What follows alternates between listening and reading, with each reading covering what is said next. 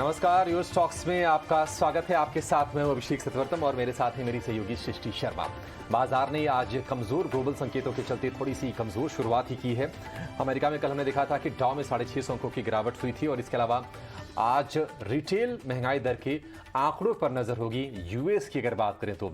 इसके अलावा वहां पर जो मिड टर्म इलेक्शंस हो रहे हैं वहां पर पहले ऐसी उम्मीद की जा रही थी कि रिपब्लिकन्स को भारी बढ़त मिलेगी, लेकिन ऐसा हुआ नहीं और इस वक्त हम देख रहे हैं कि डेमोक्रेट्स और रिपब्लिकन्स के बीच जो आंकड़े आए हैं अभी तक के चुनाव की, वो थोड़े से बहुत रस्साकशी वाले हैं, बहुत ही करीब का मामला है। इसके चलते थोड़ी सी बाजार में निराशा हमने देखी थी। लेकिन निफ्टी देखिए 18,000 के स्तर को पकड़ के रखने की कोशिश में है। आज का जो लो है 18,010 का है, हाई जो है 18,103 का है। यानी कि जो रेंज है वो अभी तक तो बहुत सीमित रही है, करीब करीब सवा घंटे के ट्रेड में। लेकिन अभी भी हम देख रहे हैं कि जो मंदी के जो खिलाड़ी हैं वो बाजार में थोड़े से हावी होते दिख रहे हैं। आज वीकली एक्सपायरी भी है, इसके चलते भी हम देखेंगे थोड़ा सा आज शायद जैसे जैसे दिन बीतेगा तो थोड़ी सी वॉलेटिलिटी बढ़ेगी। लेकिन अगर हम स्टॉक्स की बात करें तो कमजोर नतीजों के चलते आज देखिए टाटा मोटर्स सबसे ज्यादा टूटा है, निफ्टी में 4% के आसपास की गिरावट है। इसके अलावा इसके पीछे भी एमएनएम 3% नीचे है। तो ऑटो स्टॉक्स थोड़े से कमजोर हैं। एक्सिस बैंक सूटी अपने स्टॉक्स बेच रहा है, उसके चलते यहाँ पर हम 3% की कमजोरी देख रहे हैं। इसके अलावा टाइटन, एसबीआई लाइफ कुछ ऐसे शेयर हैं जहाँ पर हम 1 से 1.5% 2% के आसपास की हम कमजोरी देख रहे हैं। लेकिन मजबूती और वाले अगर शेयरों की बात करें तो वहाँ भी जो टॉप गेनर है वो भी ऑटो पैक का ही है। हीरो मोटो 1.5% ऊपर है ये शेयर। इसके अलावा ओएनजीसी, कोल इंडिया, डॉक्टर रेड्डीज, ये कुछ ऐसे शेयर हैं जहाँ पर हम 1 से 1.25% के आसपास की मजबूती देख रहे हैं। लेकिन यहाँ से आपकी रणनीति चाहिए दिन के दौरान, इंडेक्स की रेंज क्या होगी, आपको कैसे ट्रेड करना है, ये अपने एक्सपर्ट से जानेंगे। और साथ ही आपकी जो भी स्टॉक्स हैं उस पर भी अपने एक्सपर्ट से हम जरूर आपके लिए सटीक ओपिनियन लेंगे। तो सवाल पूछने का तरीका बेहद सिंपल है। हमारा फोन नंबर है 9167329108 आपकी स्क्रीन पर। और सोशल मीडिया के जो हमारे तमाम हमारा जो पता है फेसबुक, ट्विटर और इंस्टाग्राम का, वो भी आपके स्क्रीन पर आपके सामने @ET Now स्वदेश करके।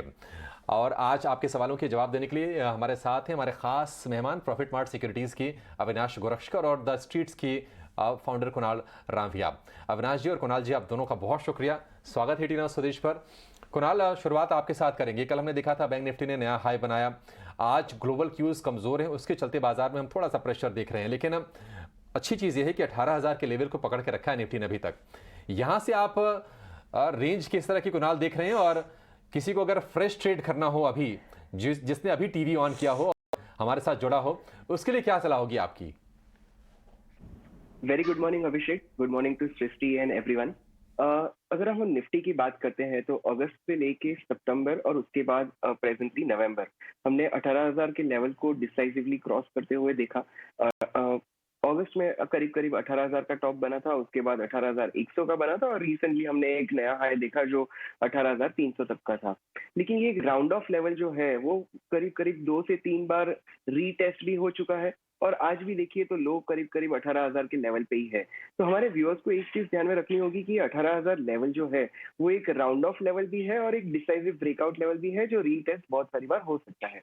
फॉर टाइम बिंग अगर मैं ट्रेंड की बात करूं तो डेली चार्ट पे ट्रेंड तो डेफिनेटली पॉजिटिव है, बट एक बड़ी रुझान के बाद थोड़ी सी साइडवेज कंसोलिडेशन वाली मार्केट भी हो सकती है। तो यहाँ से लेके अगले एक हफ्ते तक स्टॉक स्पेसिफिक रहना बहुत ही मुनाफे वाली स्ट्रेटेजी होगी। I think we should be focusing on stock specific rather than looking at indices. Index में हमें 17,800 से लेके 18,000 के लेवल ध्यान में रखने होंगे और उसी के ऊपर हमें रणनीति बुलिश साइड पे बनानी होगी। ठीक है, तो यहाँ से थोड़े से नीचे स्तरों पे अगर मार्केट आए 17,800 और 18,000, वो एक अच्छा बेहतरीन पॉइंट होगा इंडेक्स में एंट्री के लिए। पर फिलहाल इंडेक्स पे रणनीति नहीं समझ आ रही है, यहाँ से थोड़ा दूर रहना चाहिए और स्टॉक स्पेसिफिक एक्शन जैसे कि हम देख रहे हैं वो तो बरकरार ही है। पर चलिए इसी श्रेणी में आपके सवाल जवाब का सिलसिला आप शुरू करते हैं और सबसे पहली कॉलर हमारे साथ श्रुति उत्तर प्रदेश से फोन लाइन पे मौजूद है। गुड मॉर्निंग श्रुति, बताइए किस स्टॉक पे आपको राय जाननी है? मैम हमें ये पता करना था, हमारे पास चेन्नई पेट्रो के 30 शेयर हैं 325 रुपीज में। तो सर मैम इसमें हमें क्या करना चाहिए आगे के लिए? ये तो शेयर बिल्कुल चल ही नहीं रहा है, इसके लिए प्लीज आप हमें बताइए क्या करना चाहिए आगे, हमें होल्ड करना चाहिए या एवरेज करना चाहिए? ठीक है अविनाश जी, आपसे एक बार समझेंगे। देखिए श्रुति चेन्नई पेट्रो होल्ड कर रही हैं, लगभग 30 शेयर्स हैं इनके पास। 325 पे एंट्री ली थी और देखिए 304 अभी भाव आ चला है। जब जीआरएम्स बढ़ रहे थे तब हमने देखा था जितने भी पेट्रोकेमिकल शेयर्स थे तेजी से ऊपर जा रहे थे। अभी काफ़ी नीचे के स्तरों पे हमने देखा है, पर क्रूड की चाल भी एक बार रिवर्स होती हुई हमने देखी है। क्या इन कंपनीज पे फिर से एक बार फोकस आ सकता है और क्या श्रुति को इन स्तरों पे एवरेज आउट करना चाहिए? गुड मॉर्निंग सृष्टि। देखिए, मुझे लग रहा है कि ऑयल मार्केटिंग कंपनीज में सबसे बड़ा जो प्रॉब्लम है वो पहले 2 क्वार्टर्स में इन्वेंट्री लॉसेस काफ़ी बड़ी मात्रा में इनको हुआ है। और जैसे कि आपने कहा कि क्रूड की कीमतों में अभी एक थोड़ी सी गिरावट की ट्रेंड दिख रही है, तो मेरे ख्याल से सेकंड हाफ जो रहेगा वो मेरे ख्याल से काफ़ी अच्छा होना चाहिए। इसका एक लॉजिकल रीज़न ये है कि जो 2 मेन कंज्यूमिंग सेक्टर्स है, जैसे एविएशन हो गया, ऑटोमोबाइल हो गया, तो यहाँ पे एक थ्रूपुट वॉल्यूम का काफ़ी सिग्निफिकेंटली बढ़ रहा है। और जैसे-जैसे वॉल्यूम ग्रोथ इन दोनों सेक्टर में बढ़ेगा, ऑब्वियसली ऑयल मार्केटिंग कंपनीज के लिए अच्छी बात रहेगी, क्योंकि वॉल्यूम तो डेफिनेटली आएगा। ग्रॉस रिफाइनिंग मार्जिन मुझे लग रहा है कि जो सितंबर का क्वार्टर है उसके बाद जो दिसंबर और मार्च का क्वार्टर आएगा, इसमें डेफिनेटली अच्छा इजाफा आएगा, प्रोवाइडेड क्रूड की कीमतें सॉफ्ट होती है। मैं इन्वेस्टर को यही कहूंगा कि अगर इनके पास कम से कम 6 से 12 महीने हैं तो थोड़ा सा एवरेज कर लीजिए। पैनिक में इसको मत बेचिए लॉस में। थोड़ा सा इंतजार अगर ये करती है 6 से 12 महीने के लिए, तो नॉट ओनली इनका कॉस्ट बट थोड़ा सा मुनाफा भी ये कमा सकती है। तो थोड़ा एवरेज करके इसको होल्ड करने की राय रहेगी। ठीक है, चेन्नई पेट्रो को एवरेज कीजिए, होल्ड कीजिए। आपके पास जो शेयर अभी आपके पास पड़े हुए हैं, आगे आपको अच्छी तेज़ी देखने को मिल सकती है। लेकिन चलिए, नतीजों का सीजन चल रहा है, कुछ मैनेजमेंट से बातचीत करेंगे। और स्टार हेल्थ ने अपने नतीजे जारी किए थे Q2 के, यानी कि सितंबर तिमाही के, और मुनाफा जो है 93 करोड़ रुपए पर आया है।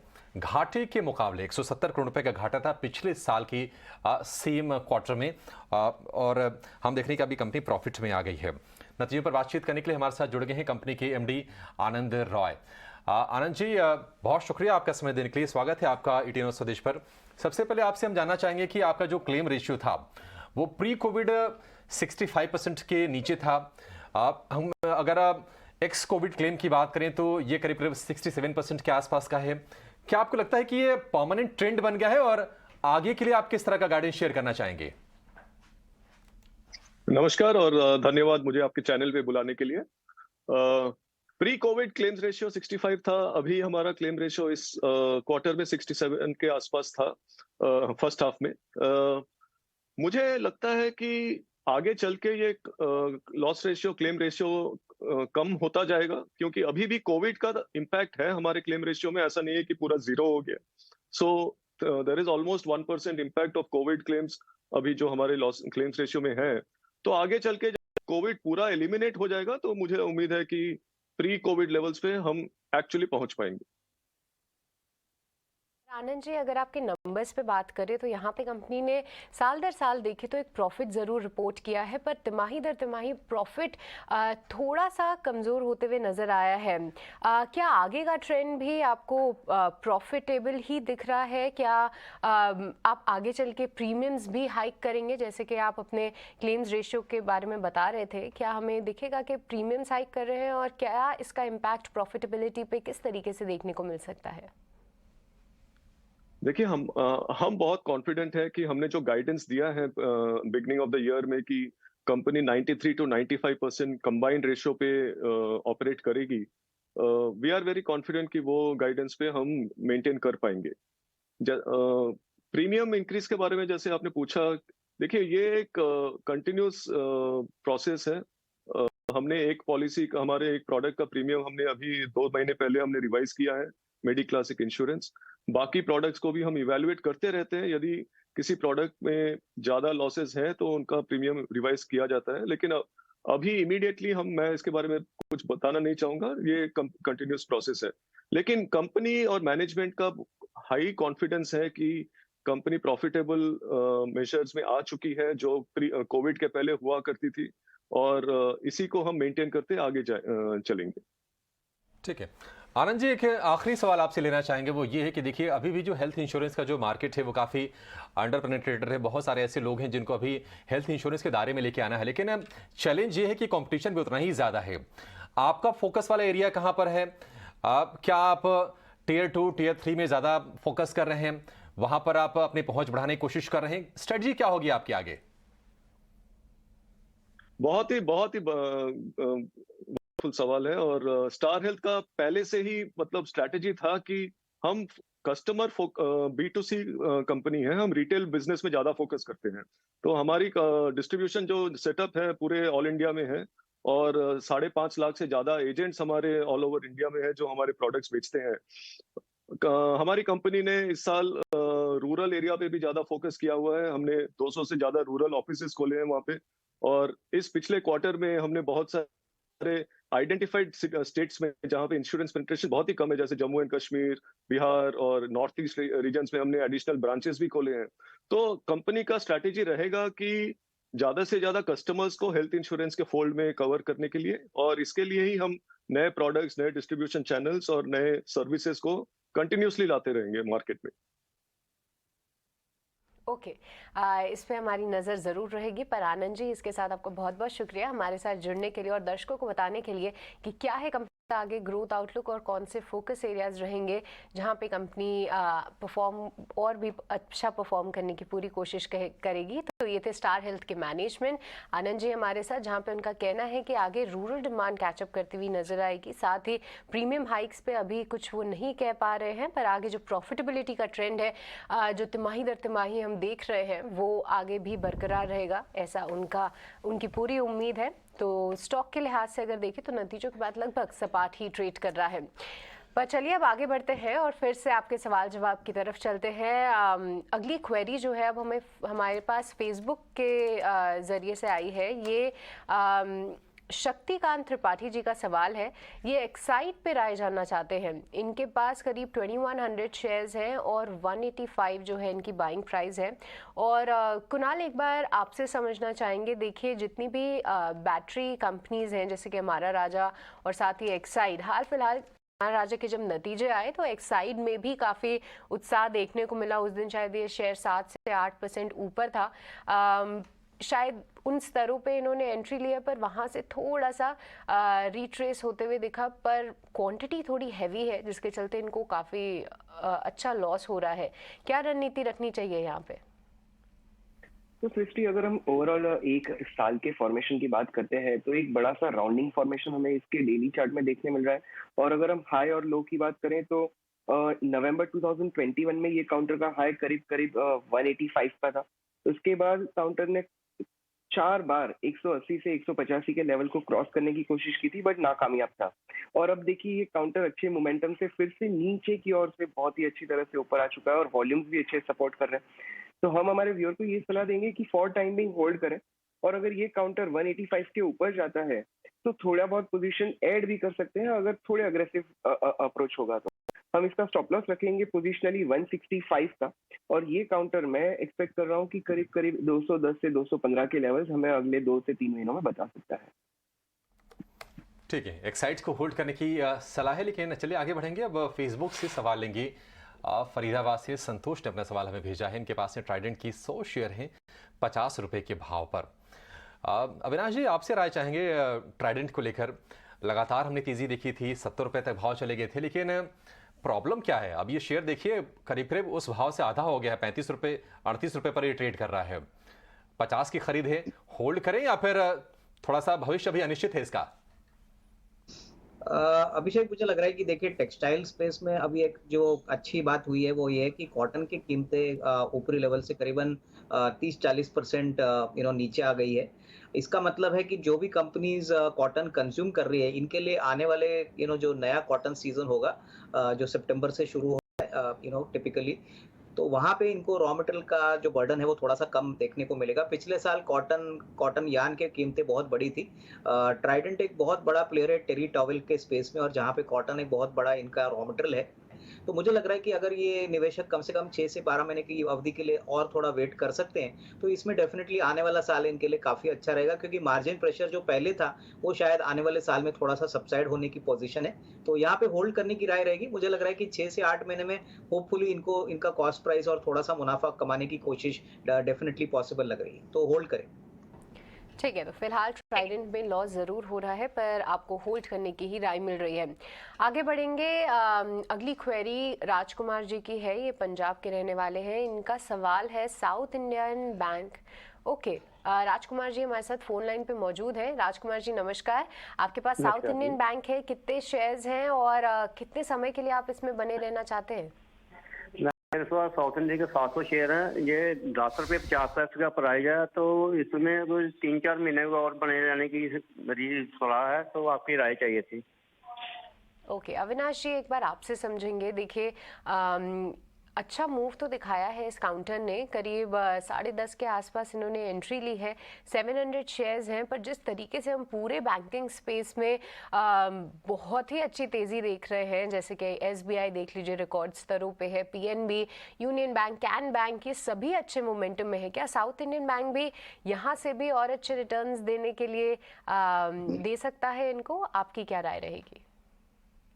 देखिए, मुझे लग रहा है कि साउथ इंडियन बैंक में नंबर्स Q2 के काफ़ी अच्छे आ गए हैं। मैनेजमेंट की कमेंट्री भी काफ़ी स्ट्रांग थी। लेकिन ये शेयर करीबन 8 रुपए से 14 रुपया काफ़ी छोटे समय में एप्रिशिएट हो चुका है। तो मुझे लगता है कि देखिए करंट लेवल्स पे हो सकता है कि थोड़ी बहुत मुनाफा वसूली या स्टॉक कंसोलिडेट होगा। मेरे ख्याल से इनको थोड़ा-सा 50% तो मुनाफा बुक करना चाहिए और बैलेंस क्वांटिटी होल्ड करें, क्योंकि मुझे लग रहा है कि इतनी बड़ी चाल के बाद हो सकता है कि स्टॉक में जो आगे का मूव रहेगा वो थोड़ा-सा स्लो होने की उम्मीद है, क्योंकि 8 से 14 करीबन 50-60% से ये स्टॉक भाग चुका है। तो मेरे ख्याल से I think it is better to hold, but थोड़ा-सा प्रॉफिट बुक कर ले, यही में इसकी समझदारी रहेगी। ठीक है, साउथ इंडियन बैंक को लेकर ये व्यू। लेकिन आगे बढ़ेंगे, नागपुर से अब राजेंद्र जी हमारे साथ फोन लाइन पर हैं। राजेंद्र जी नमस्कार, पूछिए क्या जानना है आपको? नमस्कार जी, मेरे पास ऑल कार्गो 426 रुपए 26 पैसे में है। 426 आपने लिया कभी है राजेंद्र ये शेयर?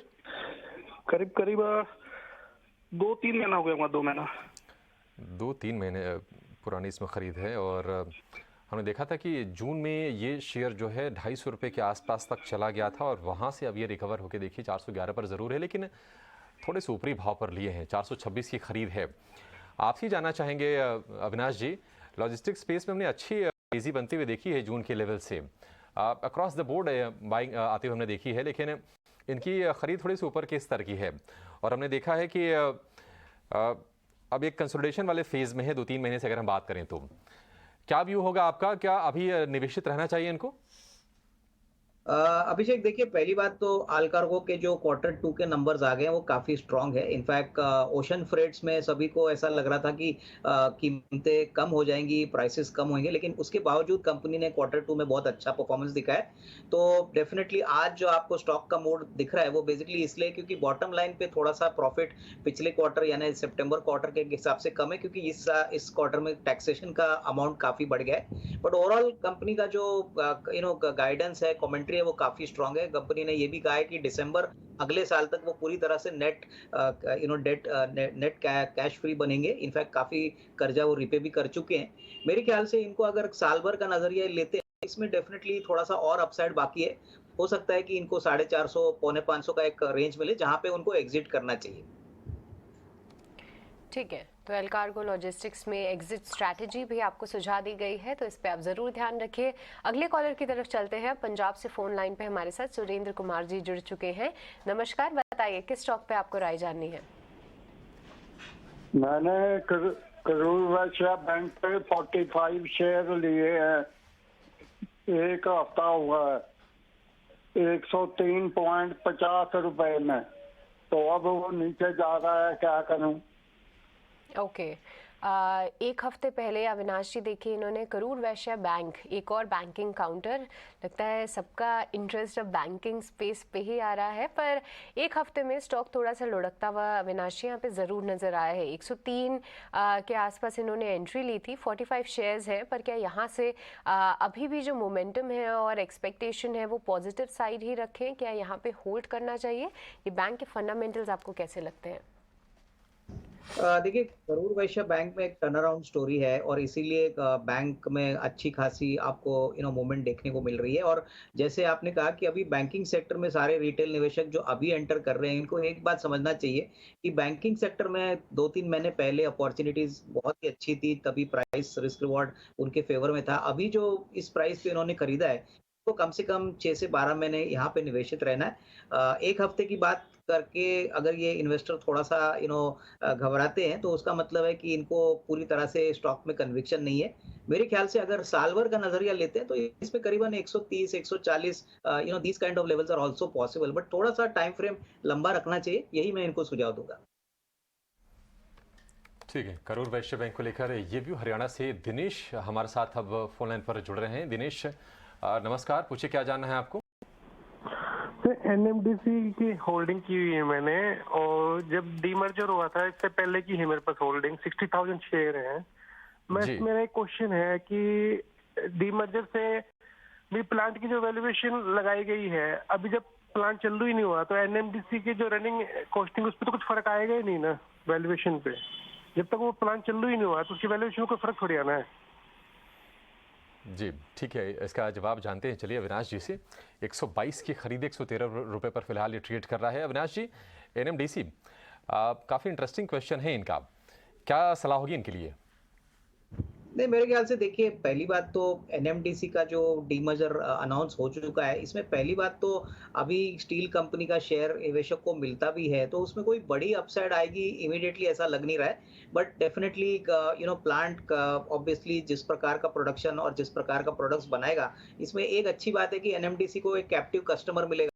रही बात वैल्यूएशन भी, तो वैल्यूएशन तब बनेंगे जब कंपनी सेपरेटली लिस्ट होगी, उसके नतीजे और नंबर्स हमको देखने को मिलेंगे, तो तब तक कोई बड़ी अपसाइड आएगी ऐसा अनुमान लगाना शायद ठीक बात नहीं रहेगा। लेकिन हाँ, ये फ्री शेयर्स मिल रहे हैं तो उसीलिए शेयर में थोड़ी सी एक अपसाइड देखने को मिली थी। लेकिन जिस प्रकार से अभी स्टील कंपनीज के नतीजे आ गए, हमको लग रहा है कि एटलीस्ट कम से कम 1-2 क्वार्टर्स के लिए इन कंपनीज को मार्जिन प्रेशर फेस करना पड़ेगा। तो मेरे ख्याल से जिनके पास इतनी बड़ी क्वांटिटी है, थोड़ा सा पोजीशन ये हल्का हो सकते हैं, क्योंकि ऑलरेडी एक्स मर्जर डेट तो स्टील कंपनी की हो चुकी है। तो अभी अगर ये बेचते भी है तो इसमें कोई दिक्कत होनी नहीं चाहिए, और क्वांटिटी काफी बड़ी है। मेरे ख्याल से यहाँ से थोड़ा सा लिक्विडेट करके कोई दूसरे सेक्टर में ये पैसा डाले, जैसे कि ऑटो हो गया, कैपिटल गुड्स हो गया, तो वहां पे रिस्क रिवॉर्ड इनके लिए शायद और अच्छा होगा।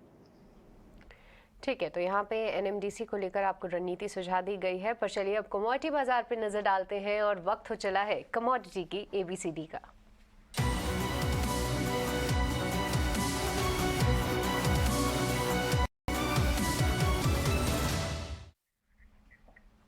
तो रोज की तरह कमोडिटी बाजार से जुड़ी बारीक बातों को विश्व मोहन जी हमारे साथ लेकर जुड़ते हैं, और चलिए उनसे ही जानते हैं क्या है टॉपिक आज कमोडिटी की एबीसीडी में। विश्व मोहन जी, कमोडिटी की एबीसीडी में आज हम बात करने वाले हैं जिंक फ्यूचर्स की। जिंक फ्यूचर्स का जो विकल्प है वो आपके पास एमसीएक्स पर मौजूद है। सुबह आप 9 बजे से रात के 11:30 बजे तक इसमें ट्रेड कर सकते हैं। एमसीएक्स पर फ्यूचर्स के अलावा ऑप्शंस का भी विकल्प है। यहाँ पर 5000 लॉट साइज है आपको, और कंपलसरी डिलीवरी है। यानी अगर आप एक्सपायरी के आखिर तक अगर आपको रुकते हैं तो आपको पूरे कॉन्ट्रैक्ट साइज का आपको पैसा देना पड़ेगा और डिलीवरी लेनी पड़ेगी। अगर उससे पहले सौदे काट देते हैं फिर डिलीवरी लेने की ज़रूरत नहीं है। डिलीवरी सेंटर महाराष्ट्र के अलावा कोलकाता में एडिशनल डिलीवरी सेंटर है। फ्यूचर्स की अगर बात करें तो 5000 का लॉट साइज, यानी जो भी प्राइस है उसको 5000 से मल्टीप्लाई कर दीजिए। अगर आपकी तेज़ी की पोजीशन है, अगर भाव ऊपर जाएगा तो हर रुपए के तेज़ी पर आपको 5000 रुपये का फ़ायदा होगा। नीचे आ जाएगा तो हर पर 5000 रुपये का नुकसान होगा। ऑप्शंस में अगर बाई आप कर रहे हैं तो प्रीमियम जो भी चल रहा है, प्रीमियम अलग अलग स्ट्राइक प्राइस पर, उस प्रीमियम को 5000 से मल्टीप्लाई कर दीजिए, उतना आपको भुगतान करना पड़ेगा। अगर जितना भी प्रीमियम ऊपर जाता है फिर उतना आपको उसके ही मल्टीपल में, लॉट साइज के मल्टीपल में फ़ायदा होगा। अगर आप ऑप्शंस में सेलर हैं तो आपको जो वायदा में जिस तरह से फ्यूचर्स में मार्जिन देना होता है उसी आधार पर आपको ऑप्शंस के सेलर को भी मार्जिन देना पड़ता है। लेकिन इसके फ़ायदे क्या है? सबसे बड़ा फ़ायदा जिंक फ्यूचर्स का ये है, अगर आप जिंक के कारोबारी हैं तो आप रिस्क को यहाँ पर कम कर सकते हैं। रिस्क मिटिगेट करने के लिए यहाँ पे सबसे बेहतर विकल्प यहाँ पर दिया जाता है। और आपके पास अगर आपको लगता है कि प्राइस रिस्क है, आगे चल के भाव में उतार चढ़ाव रह सकता है, तो एक छोटे से कॉन्ट्रैक्ट ऑप्शंस के जरिए भी आप उस रिस्क को यहाँ पर कम कर सकते हैं। तो ये एक अहम फ़ायदा है रिस्क मैनेजमेंट के लिहाज से। तो कुल मिलाकर ट्रेडिंग के साथ साथ रिस्क मैनेजमेंट के लिए एक बेहतर टूल है एमसीएक्स पर। ठीक है, ट्रेडिंग के साथ साथ रिस्क मैनेजमेंट के लिए आप जिंक फायदा का इस्तेमाल कर सकते हैं अगर आप कमोडिटी बाजार में उतरते हैं तो। शुक्रिया विश्व मोहन। आगे बढ़ने से पहले एक बार ज़रा नज़र डालते हैं बीएसई के स्टॉक्स पर। ख़ास तौर से सेंसेक्स की तस्वीर इस वक्त क्या कह रही है वो आपको बताते हैं। 30 शेयरों में से 5 शेयर ऐसे हैं जो हरे निशान में ट्रेड कर रहे हैं। इसके अलावा बाकी के सभी शेयर लाल निशान में हो, और चढ़ने वाला कोई भी ऐसा शेयर नहीं है जहां पर 1% की तेजी हो। डॉक्टर रेड्डीज अभी अभी वहां पर 1% की तेजी हुई है। इसके अलावा Bharti Airtel, Hindustan Unilever, Kotak bank, HCL tech यहाँ पर हम देख रहे हैं कि 0.25% से लेकर 0.25% के आसपास तक की तेजी है। लेकिन अगर हम गिरने वाले शेयरों की बात करें तो एक्सिस बैंक सबसे ज़्यादा कमज़ोर है 3% के आसपास। महिंद्रा एंड महिंद्रा 2.88% ये शेयर कमज़ोर है। टाइटन में 2% के आसपास की कमजोरी है। बजाज फिनसर्व, आईटीसी कुछ ऐसे शेयर हैं जहां पर हम थोड़ा कमजोरी वाला ट्रेड आज देख रहे हैं। एसबीआई भी है आज 1.5% कमजोरी के साथ 606 रुपये पर ट्रेड कर रहा है। आशीष माफ कीजिए अविनाश जी, आपसे जानना चाहेंगे एसबीआई देखिए आज थोड़ा कमजोर है। कल बैंक निफ्टी ने जो जोर पकड़ा था, रिकॉर्ड हाई बनाया था और इसको ऊपर ले जाने में एसबीआई की बहुत ही अहम भूमिका रही है। एसबीआई आप बताइए डिप्स पे बाय करेंगे या शेयर काफी ज्यादा चल चुका है, जिन्होंने नीचे के भाव पे लिए हैं थोड़ी सी वो प्रॉफिट टेकिंग कर लें, क्या व्यू होगा आपका? नहीं, फिलहाल तो अभिषेक मुझे लग रहा है कि आज मार्केट थोड़ा सा वीक है और बैंकिंग सेक्टर्स में आपको अच्छी खासी थोड़ी प्रॉफिट बुकिंग देखने को मिल रही है। लेकिन फंडामेंटली मुझे लग रहा है कि सेकंड हाफ नॉर्मली एक अच्छा सीजन होता है बैंकों के लिए। और जिस प्रकार की कमेंट्री एसबीआई के मैनेजमेंट से आई है, उन्होंने कहा है कि क्रेडिट ग्रोथ का फायदा उनको जरूर मिलेगा और कहीं ना कहीं कॉर्पोरेट कैपेक्स बढ़ रहा है, इनफैक्ट रिटेल बुक भी अच्छी तरह से बढ़ रहा है। प्लस उनके सारे सब्सिडरी जैसे एसबीआई कार्ड्स हो गया, एसबीआई लाइफ हो गया, ये भी काफी अच्छी कर रही है। तो अगर किसी को medium to long term view लेना है तो इस कमजोरी का फायदा उठाना चाहिए। मेरे ख्याल से अगर नेक्स्ट 12 टू 15 मंथ्स की बात करें तो कम से कम 675 100 का भी टारगेट प्राइस पॉसिबल है। बट यहाँ पे थोड़ा पेशेंस की जरूरत है क्योंकि स्टॉक काफी जल्दी छोटे समय में चला है। तो यहाँ पे होल्ड करें और बाय ऑन डिक्लाइन की स्ट्रेटेजी यूज करें, क्योंकि इसमें कोई डाउट नहीं कि आने वाले दिनों में बैंकिंग की जो आउट परफॉर्मेंस है वो कम से कम 3-4 क्वार्टर्स के लिए चलती रहेगी। ओके, तो ये थी बैंकिंग स्टॉक्स को लेकर रणनीति और खास तौर से एसबीआई पे क्या होनी चाहिए आपकी स्ट्रैटेजी। पर चलिए आपके सवाल जवाब की तरफ चलते हैं और संदीप जी का सवाल आया है व्हाट्सएप के जरिए, उस पर चर्चा करेंगे। ये ग्लेनमार्क फार्मा पे राय जानना चाहते हैं। इनके पास 1075 शेयर्स हैं और 507 इनकी बाइंग प्राइस है और यहाँ पे इनको भारी नुकसान हो रहा है। कुणाल एक बार आपसे समझेंगे। देखिए क्वांटिटी यहाँ पे भी इनकी ज़्यादा है जिसके चलते लगभग 1 लाख का इनको घाटा हो रहा है।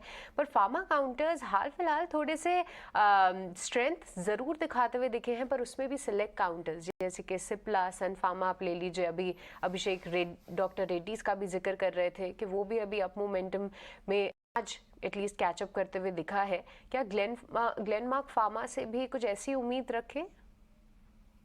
तो सृष्टि आपने सही कहा, पूरे सेगमेंट में, फार्मा सेगमेंट में हमने अच्छी खासी बाइंग देखी है, विटनेस की है। और इसमें जैसे आपने काउंटर कहा उसमें एक औरोबिंदो भी था जो अच्छा मोमेंटम बता रहा था और आज लुपिन फार्मा भी रिजल्ट के चलते अच्छा चल रहा है। बट अगर आप ग्लेनमार्क की बात करें तो अगस्त 2021 ये काउंटर करीब करीब 610 की और था, वहां से एक स्टेडी डिक्लाइन और एक डाउन चैनल में काउंटर नीचे आया। काउंटर ने करीब करीब 325 पे बॉटम बनाई और रिसेंटली इस काउंटर ने ब्रेकआउट दिया है और ये जो ब्रेकआउट का जोन था वो 410 का था। काउंटर ने रीटेस्ट करने की वजह से थोड़ा सा नीचे आया हुआ है, बट एज ऑफ नाउ ये काउंटर मुझे बहुत ही ज्यादा पसंद है। इसमें मेरा पहला कंफर्मेशन होगा 425 के ऊपर। अगर ये काउंटर 425 के ऊपर जाता है तो I will personally be very aggressive on Glenmark. I think ये काउंटर हमें 525 से 530 के लेवल्स अगले 1 से 2 क्वार्टर तक बता सकता है। बट लेवल ध्यान में रखना होगा 425 के ऊपर। तो हमारे व्यूअर को एज ऑफ नाउ एडवाइस होगी होल्ड करें और 425 के ऊपर थोड़ी पोजीशन अगर कर सकते हैं तो ऐड भी करें। आई थिंक 525 तक के लेवल इसमें देखने मिल सकते हैं।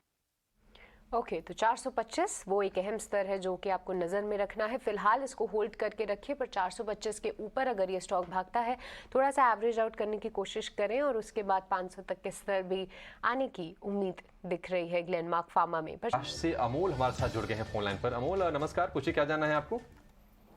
सर हमने कर्नाटका बैंक लिया था 77 से 1000 क्वांटिटी 1,000 रुपए के भाव पर, और देखिए बहुत ही आकर्षक भाव पर आपने लिया था अमोल और बहुत ही बढ़िया मुनाफा भी आपको हो रहा। बहुत बधाई आपको उसके लिए।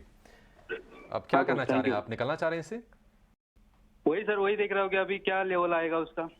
कब लिया था अमोल आपने शेयर? ये 2 महीने 2.5 महीने 3 महीने के आसपास हुआ सर। 3 महीने के आसपास, और हम लगातार इसमें तेजी देख ही रहे हैं। अब आपसे समझना चाहेंगे कुणाल, अब देखिए Q2 के जो नंबर्स आए थे सितंबर तिमाही के बहुत ही ज़बरदस्त आए थे, रिकॉर्ड प्रॉफिट इन्होंने दर्ज किया उसके बाद शेयर में हमने तेज उछाल भी देखा, और वैसे भी शेयर काफ़ी टाइम से ये एक रनिंग स्प्री पे है। ये आप ये बताइए कि क्या करना चाहिए? स्टॉप लॉसेज ये ऊपर थोड़े करते रहें धीरे धीरे करके, और आपको क्या लग रहा है कि अभी शेयर कहां तक की चाल तय करेगा ये?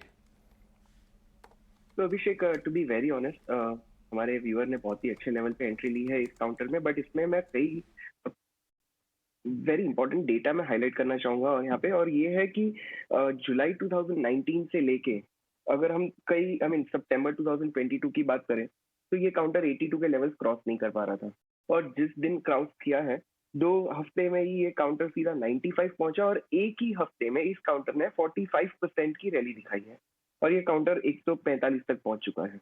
अब ये लीनियर वर्टिकल जो रैली आती है, इसमें बहुत सारी बार हमें रिट्रेसमेंट भी बहुत शार्प देखने मिल सकते हैं। और दूसरी चीज हमें ये देखनी होगी कि ये काउंटर 2017 और 18 के बीच में 145 और 160 के बीच में बहुत लंबे समय तक कंसोलिडेट हो चुका है। आई वुड एडवाइज, हमारे व्यूअर को एक एडवाइस करूंगा कि यहाँ पे थोड़ा सा मुनाफा डेफिनेटली ऑफ टेबल ले लें, और जो ट्रेलिंग स्टॉप लॉस रखने की आपने बात की है वो बहुत सही है। 120 का लेवल हमें ध्यान में रखना होगा, काउंटर पे एक 120 का ट्रेलिंग स्टॉप लॉस लगा दे। थोड़ा लंबा है प्रेजेंट लेवल से, बिकॉज 45% रैली के बाद अगर 50% रिट्रेसमेंट भी कंसीडर करने जाते हैं तो वो करीब करीब 110 पे आ रहा है। मैं तो 120 की बात कर रहा हूँ, तो 120 पे एक ट्रेलिंग स्टॉप लॉस लगा दे हाफ द क्वांटिटी के लिए, और हाफ में प्रॉफिट बुक कर ले, सो दैट इमोशनल अप्रोच ये काउंटर में उनका निकल जाएगा। और इसके बाद इस काउंटर में जहां तक ये रैली कंटिन्यू हो सकती है, ट्रेल करते रहिए स्टॉप लॉस, और ये पूरा मुनाफा फिर एंजॉय करते रहिए। ठीक है, तो यहाँ पे आप कर्नाटका बैंक में जितने भी शेयर्स हैं आपके पास, उसमें से आधे में प्रॉफिट बुकिंग आप कर लें, और पर आधे में 120 रुपये का स्टॉप लॉस ज़रूर लगा लें। ट्रेलिंग स्टॉप लॉस लगाना इन स्तरों पे और इतने बेहतरीन मूव के बाद अनिवार्य हो जाता है, तो ये आपके लिए राय है हमारे एक्सपर्ट्स की तरफ से। अगली व्हाट्सएप क्वेरी शामिल करते हैं। KUR का सवाल आया है, ये बर्जर पेंट्स पे राय जानना चाहते हैं।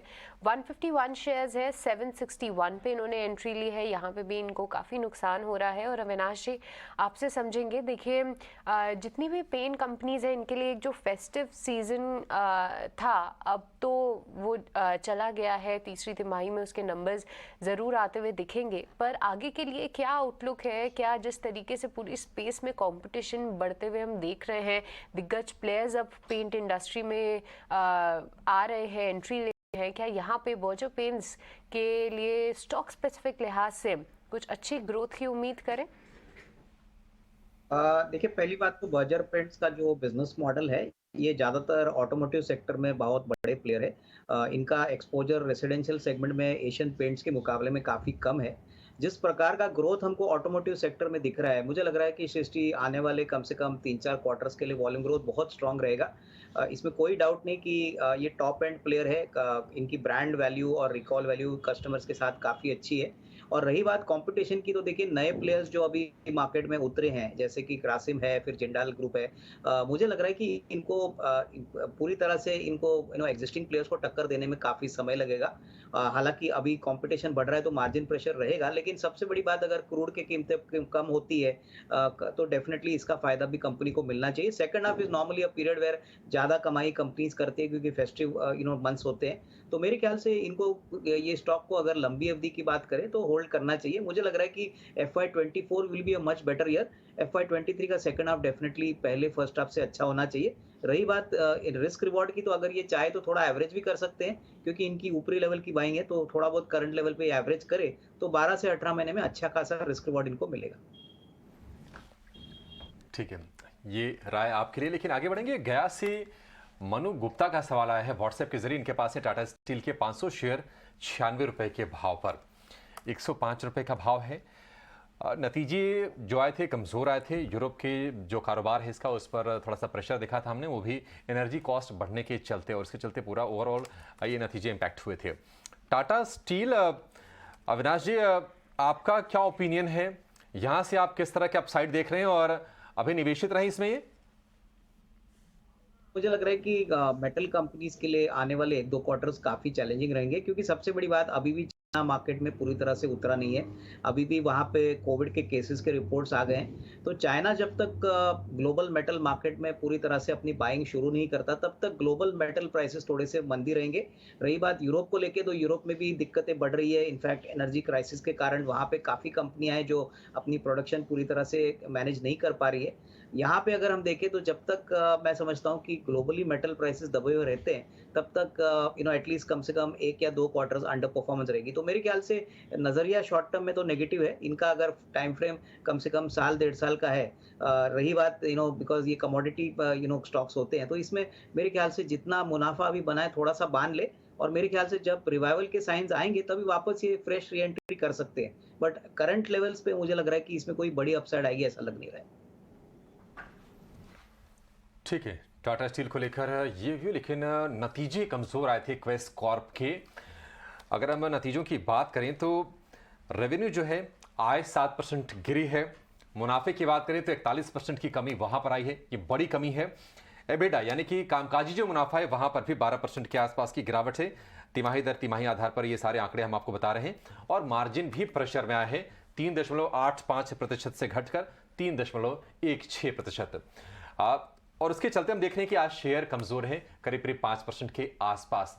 नतीजों पर खास बातचीत करने के लिए और आगे का आउटलुक हमसे शेयर करने के लिए, पूरा माहौल समझाने के लिए हमारे साथ जुड़ गए हैं कंपनी के सीईओ गुरुप्रसाद श्रीनिवासन। श्रीनिवासन जी, बहुत शुक्रिया आपका समय देने के लिए। स्वागत है आपके टीनर स्वदेश पर।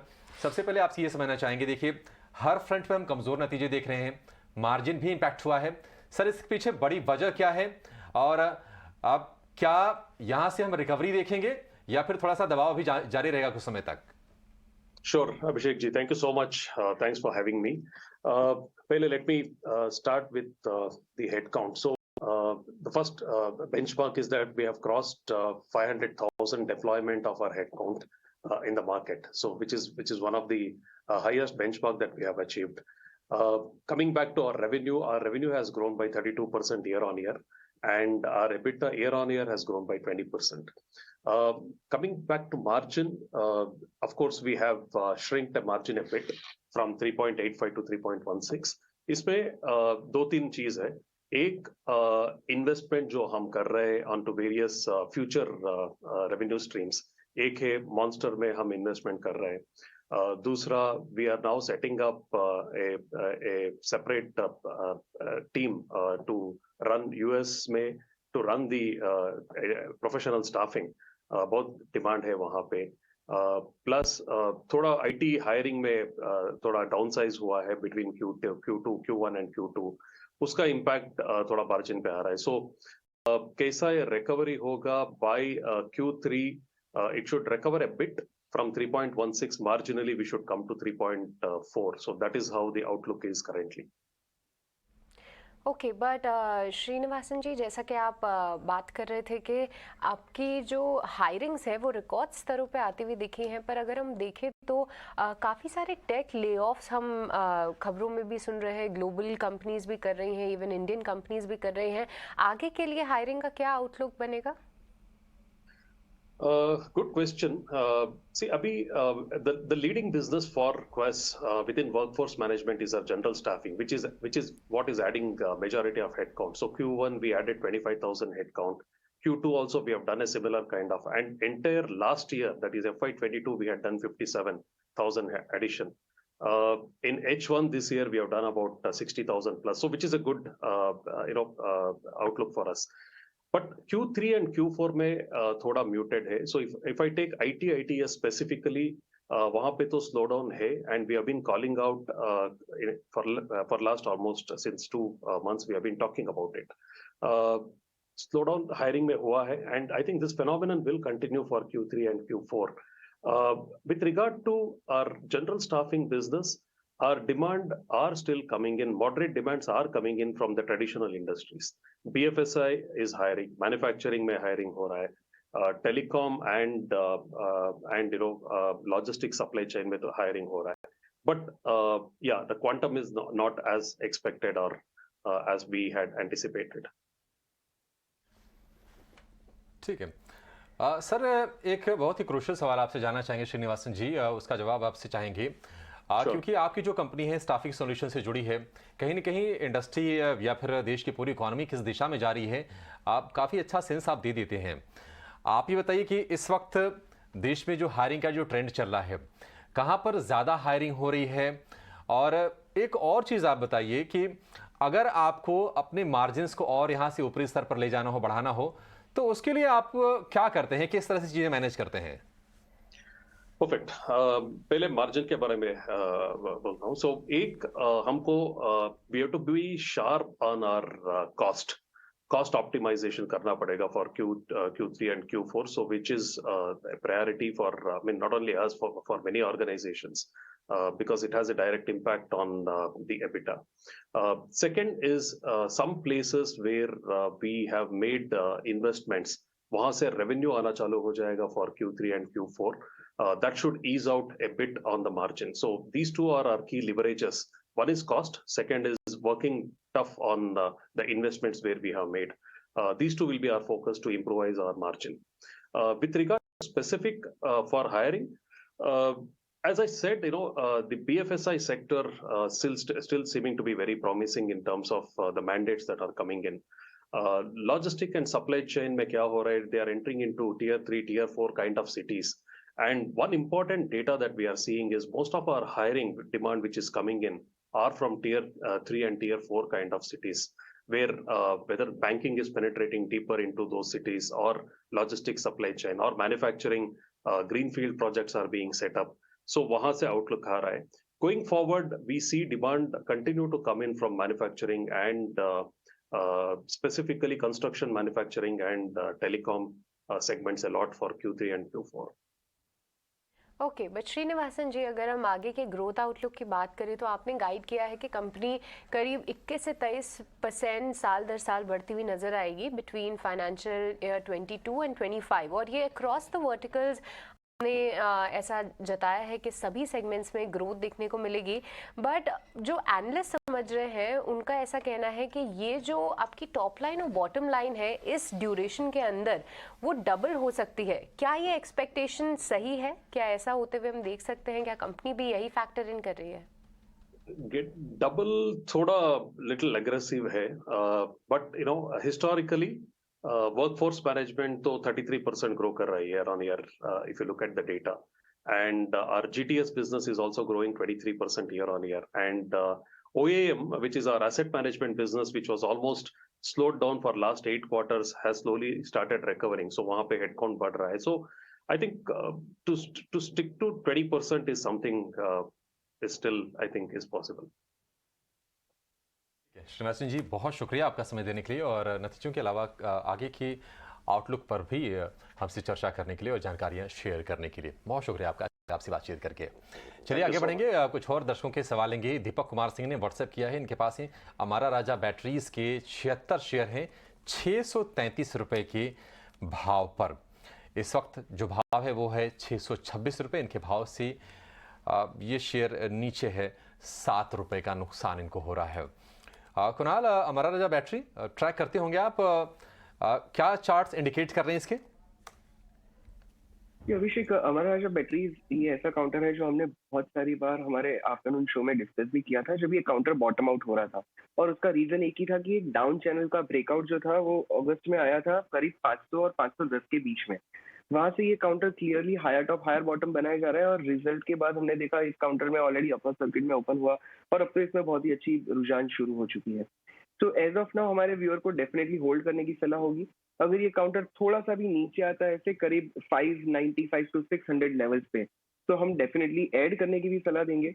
मुझे लगता है ये काउंटर हमें 750 तक के लेवल्स अगले 2 से 3 क्वार्टर में बता सकता है। ये बहुत ही पोजिशनल व्यू में शेयर कर रहा हूँ, बट डेफिनेटली होल्ड करने की सलाह हमारे व्यूअर को एज ऑफ नाउ बनेगी। ठीक है, तो हमारा राजा बैटरीज फिलहाल होल्ड करने की ही आपको राय मिल रही है। पर चलिए इसी के साथ शो को समाप्त करने का वक्त हो चला है। कुणाल और अविनाश जी, आपको बहुत बहुत शुक्रिया हमारे साथ जुड़ने के लिए और सभी दर्शकों को उनकी स्टॉक क्वेरीज पर राय देने के लिए। मुझे और अभिषेक जी को दीजिए यहीं पे इजाज़त। पर अभिषेक, मार्केट में कुछ ज़्यादा उतार चढ़ाव देखने को नहीं मिला है अगले 1 घंटे में, और लगता है कि 1:30 बजे तक ही है मार्केट, क्योंकि उसके बाद तो सब मैच में बिजी हो जाएंगे शायद। जी, उसके बाद बहुत ही आज हाई वोल्टेज मैच है, और आज तो खैर देखिए जो अब तक का जो ट्रैक रिकॉर्ड है इसको तुलना किया जा रहा था 1992 के वर्ल्ड कप से। वहाँ पर बिल्कुल सेम पैटर्न में पाकिस्तान ने वर्ल्ड कप जीता था, तो कहीं ना कहीं उससे तुलना हो रही है। पाकिस्तान को उससे उम्मीदें भी हैं, लेकिन एक बहुत ही ट्रिकी चीज़ है जो शायद लोग भूल रहे हैं कि 1992 के वर्ल्ड कप में जो पाकिस्तान है वो भारत की टीम सेमीफाइनल में नहीं पहुंची थी, इस बार सेमीफाइनल में है। और इंग्लैंड के खिलाफ हमारा रिकॉर्ड अच्छा है, 22 मैच खेले हैं, 12 भारत ने जीते हैं, 10 इंग्लैंड ने जीते हैं। अगर हम T20 अगर हम वर्ल्ड कप की भी बात करें तो उसमें से भी भारत का पलड़ा भारी है। और इस वर्ल्ड कप में जो टॉप प्लेयर्स हैं, विराट कोहली या फिर सूर्य कुमार यादव, बहुत ही अच्छा परफॉर्म कर रहे हैं। तो उम्मीद ये करेंगे सृष्टि की मैच हमारा ही होगा और कप भी हमारा ही होगा। फिर पूरा जोश और उत्साह बरकरार है। होपफुली मार्केट भी थोड़े से और जोश में आते हुए दिखें। तो चलिए इसी के साथ दीजिए हमें दीजिए